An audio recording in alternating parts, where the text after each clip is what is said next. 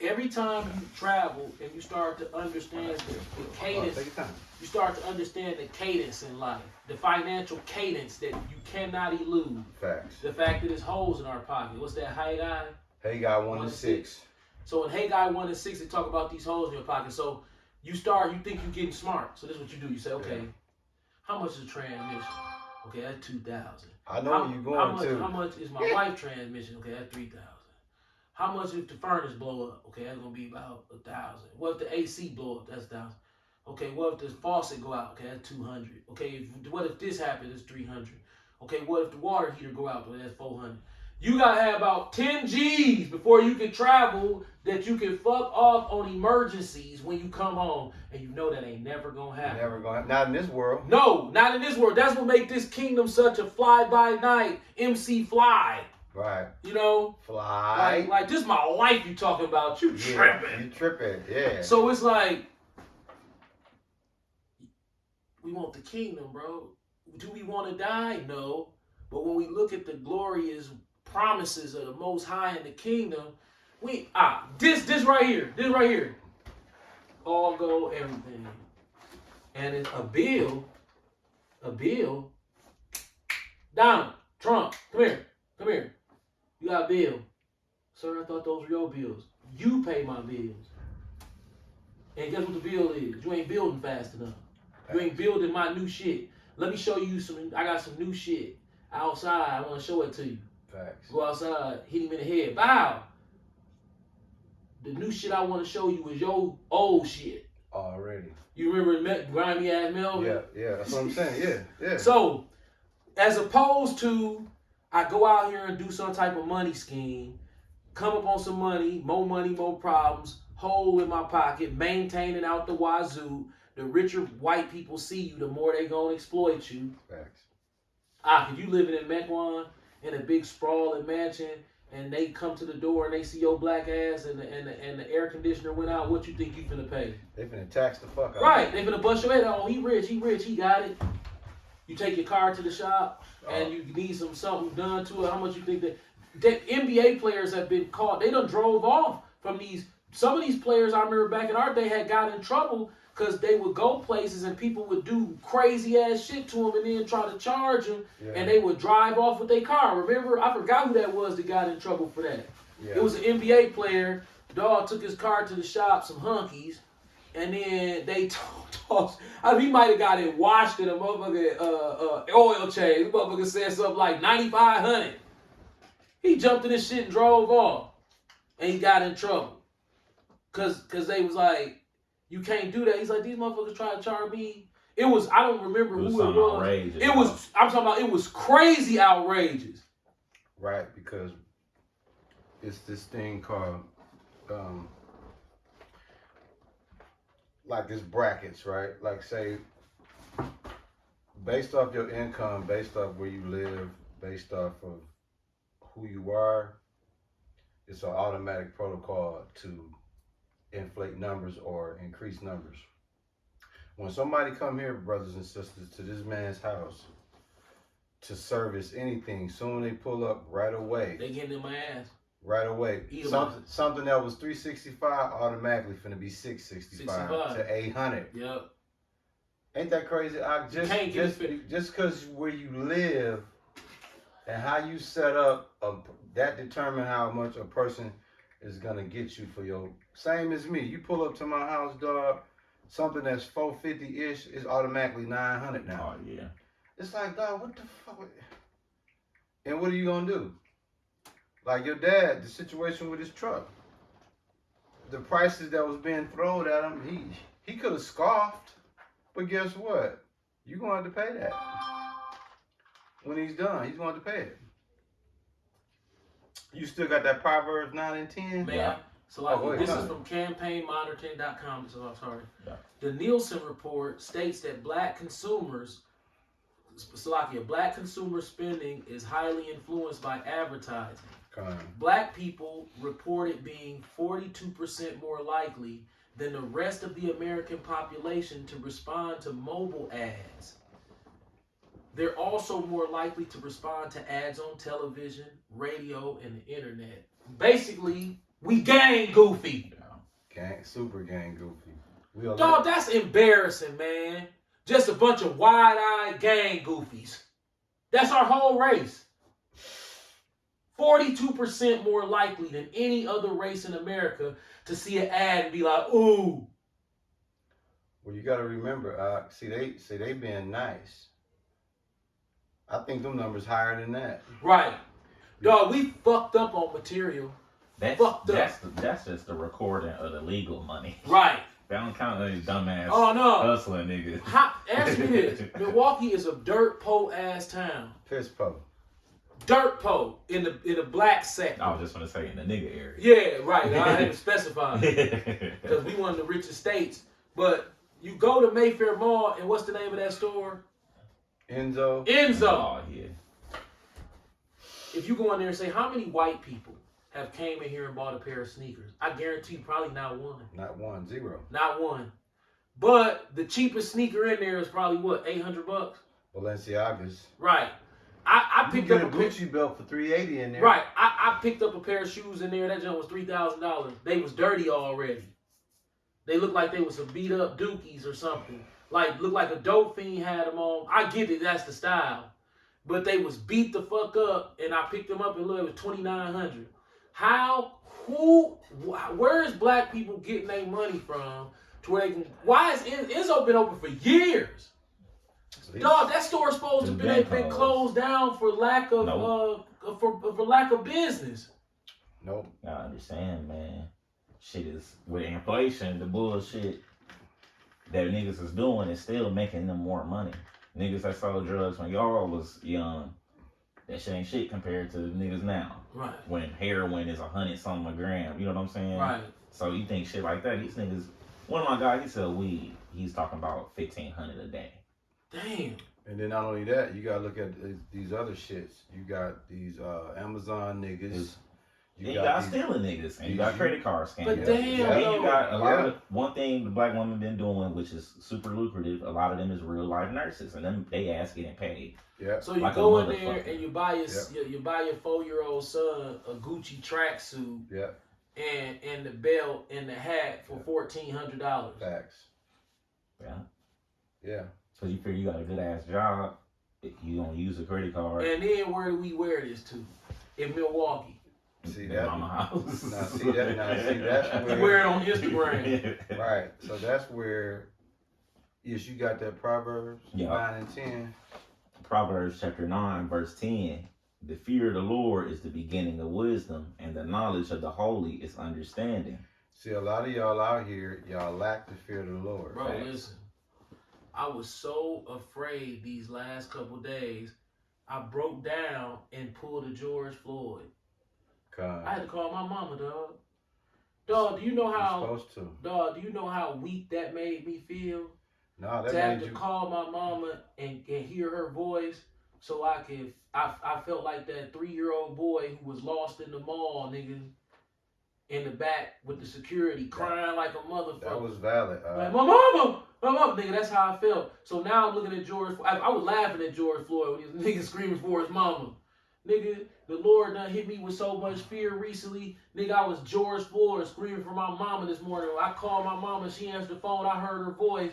And I'm telling you, nigga, it was like I was a 3-4-year-old boy again that had just got found in the mall from being lost for 3 hours, nigga, hungry. Now, you know what people don't know, symbolically, when George Floyd was calling for his mom, right? It wasn't calling for his mom like he was a little boy. It was him calling for his mom because he sensed a danger only a mother could hear. Right. So when he was saying mama, that was code talk to, hey dude, do something. Right. Because these motherfuckers, I'm on my way out this bitch, Yep. do something. So when you reach out to moms, it's that same comfort and that secure knowing that when I'm in trouble, whether it's psychological trouble, physical trouble, spiritual trouble, that comfort. And you know what's funny? You see what I'm saying? She always say exactly what I want to hear and need to hear, but it don't alleviate the fear. But it's reassurance that it's okay. Yeah. So she'll say something like, "Look, if the Lord gonna take you, you gotta accept it, cause you know you can't get around it." Can't get around it. And that coming from her, it's like you be in denial until you hear it from her. Yep. And it's like, damn. She just reconfirmed. Right. It's like okay, let me stop being a bitch ass nigga. You know what I'm saying? Right. Cause that's what I feel like. Right. Like, damn, dog, why can't I get it together? Why am I so afraid? Well, the Lord started showing me hack 'em up, bang bang horror movies in my head. Right. And they vivid. And I'm like, man, bro, the Lord will hit me with, hey, Joey, how many of your friends been shot? Oh. I got you. Hey, bro, this is what I want you to do. I want you to think of the worst pain you ever had times 1,000. And I'll lay on the ground and you can't breathe and your thoughts racing and your ass leaking out on 17th and Wright. Facts. Fucked up. Yeah. Well, I don't go on 17th and Wright. No, you just passing through. And you got hit with a stray. A stray? Yep. That's unfair. Yeah, that's unfair. But now you're leaking out. So what you gonna do? Ah! Right. That ain't real. Well, tell Titus it ain't real. Yeah. Ah! Right. Tell Crystal Tucker it ain't real today. And he started doing that to me. Yeah. Next you know, I be in the car, nigga. Like, I need some Xannies. He be Yeah. like, oh, you want some Xannies? Oh, I Joey, got that. I got hold you. on. Let me tell you now, Joey. Now, you so scared, you finna run to the devil instead of me. I can send you over there if that's what you like. You want the Xannies? I'm like, no, I don't want the Xannies. Well, sit there and take it like a man. I can't. You finna kill me. Well, Pac. Right. Yeah. Well, Pac say, I guess over now. Take it like a man. Take it like a man. Now my mama be, that's basically what she be saying. She probably be one be like, this bitch ass nigga. What did I tell you earlier? The meat shall inherit the Right. earth, right? I'm telling you, bro, I be coming apart because I can see what life really is right now. It's a horror movie. Yep. It's a horror movie that they trick you with toys when you little. Yep. When you come out, they give you toys. You ain't got no health ailments, and you got toys. Yeah. You in the back seat. You don't even see how raggedy the car is. Facts. Right. You don't even know the AC. Y'all ain't got AC. You looking at them punk ass toys, boy. Them pork hot dogs. Oh man, they so good. Absolutely. Then you get our age. You like, wait a minute. The toys was game. The toys was game. Gang goofy. So toys don't mean anything. No, they set kids up to be in a fantasy world. Now, welcome to Freddy's Revenge. Freddy's Revenge. And man, I'm telling you, bro, when anybody could die at any moment, it's gonna be ugly too. It's gonna be blood involved. It's gonna be man. And you keep replaying this shit over and over in your head, and you looking at people having fun, and you sitting there like, why I can't feel like that? Cause you in the house of mourning. And it's beautiful you say that, bro, because I was going to add on to that. See, we sense this church here, sometimes we can be naive, meaning that we get caught up in seeing these people out here having a whatever enchantment spell on them, right? And we figure because we spiritual men, oh, we should be able to have a little fun too. We should be able to have a little laugh here and there. We should be able to have a good time. That's where we're naive at. From the day we picked this up, that was the end of any happiness, the end of any enchantment, the end of any celebratory spirit. When you pick this up, you are forever humble. You are forever in fear of the Lord. You are forever like David, paranoid. You don't get a day of laughter. You don't get a day of excitement, because there's two things we should be preoccupied in with this, that we're learning, we're being forced to learn. One, preoccupied with the fearing of the Lord. Two, preoccupied in death. And three, always being humble. Think of yourself lowly. Why? In that order: fearing the Lord, preoccupied in death, and humble. Why? Because there's no excitement on this side till you die and go on the other side. That's when you start to live with this happy celebratory spirit. On this side, we fooling our fucking self out trying to manufacture shit in our head to make sense of why we should be able, as spiritual men, have a good laugh. You know how you say, I want some shit too. You know how somebody, you see somebody tomorrow with some shit, you be like, damn, dog, I should be able to give me some shits too. This it right here. That's it. And you know, we sit up and when we were younger, you know, MTV Cribs was one of Cold blooded, bro. I'm gonna tell you something. These Jewish motherfuckers, when they came with MTV Cribs, that was like one of their coldest enchantments because it came out in the prime of our youth and vigor and ambition. God. So we would watch all these athletes and rappers, and come to find out, a lot of that shit wasn't even theirs, especially the rappers. Ish. Matthew 5, 3 through 5 when you get a chance. And I remember sitting there watching it with my wife, and just the intro would come on. And they'd be like, we're gonna do Ray Allen, we're gonna do Ray Lewis, Verses 3 through 5. we're gonna do Ray Lewis, we're gonna do Travis Barker I was just gonna say and JoJo. You know what I'm saying? And we sit there and they get to Ray Lewis house, and you be like, man, riches. And that ain't even real. Now we know that it's put like this. This ties right into what we were just talking about. It's bust their head with that, bro. Matthew chapter 5, verse 3. Words in red, blessed are the poor in spirit, for theirs is the kingdom of heaven. Yeah. That's us. Verse 4. Blessed are they that mourn, for they shall be comforted. I would really like to. Oh, that's not it. One more. Okay. One more. And blessed are the meek, for they shall inherit the earth. Right. When you get to the level that we are spiritually, one thing is going to show in your demeanor and your countenance as a humiliation ceremony, is what Hollywood would call it, where you sitting at the light with a car full of rust spots and you got holes in your shoes, you know, like this. See? Yeah. And your hair ain't cut. And there's nothing to be desired about you. But you feel like $1 million in any environment.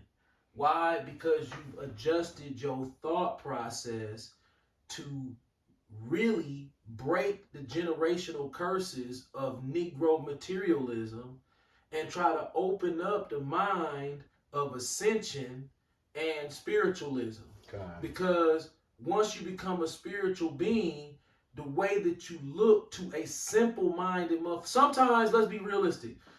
When simple-minded people try to judge me based on what I'm wearing and my hair, it frustrates the fuck out of me. Because I'm like, bro, what's wrong with you to where you think that I'm supposed to care what you think? Like, you butthurt about the way I look. Yeah. Yes. Man, I don't see how you could come out like that. No, you can't come out like Facts. this. You gonna cut that. Right. Oh, yeah. It's almost like I believe that psychologically and spiritually, it's like holding a mirror up to them and making their insecurities more accentuated. So they have to try to get you to. Yeah, but when people see you confident, then listen, this ain't. I don't want to sound like I'm creating a doctrine or anything like that, but just off observing, niggas, not just niggas, men in general. Main problem is this battle with confidence. When motherfuckers don't be confident, it's like it open the door for them to do all the faggot bullshit and be like, dog. When you real life don't give a fuck and you only worry about yourself, nothing nobody else do mean nothing. Or say. Nothing. It don't mean nothing. Right. Because it really don't mean nothing. No, you got tunnel vision. Because it's like, dog, you worry about that. I'm worried about making it home and going to bed. Yeah. That's all I give a And fuck waking about. up the next morning. Yeah. Real talk. And if I don't, at least I got to go to bed.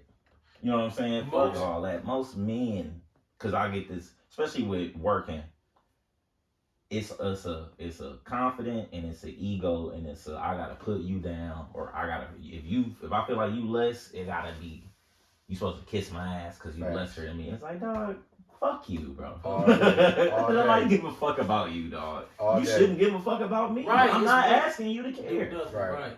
right. Why you drawing this, dog? Like, you cool with that? Yeah, I'm cool with this. Oh man. See me, I What do you would. mean? See me, I would have got me something different than that. That's Right. you. It's like, bro, you live in a shame-based box. Black people live shame-based.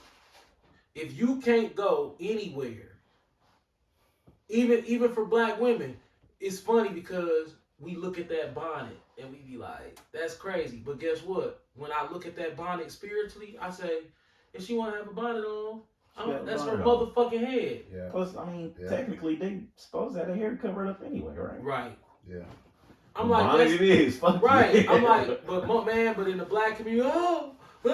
I'm like, dude, I'm not gonna sit here and pretend I like the shit. It's niggery. But if you don't want to be a hypocrite, you have to look at them and be like, shit, if that's what they want. Now if you come out the house naked, now That's see. tripping. Now see. And if you a nigga with your ass out, see, that's different. But if you just bummy and shit, I'm not gonna judge you based on you having a bonnet. But now, don't get me wrong, I know you ghetto, How we look on time. but it's not that I'm judging you because you chose to come out the house with that bonnet on. 22. I'm judging you because I know where you come from.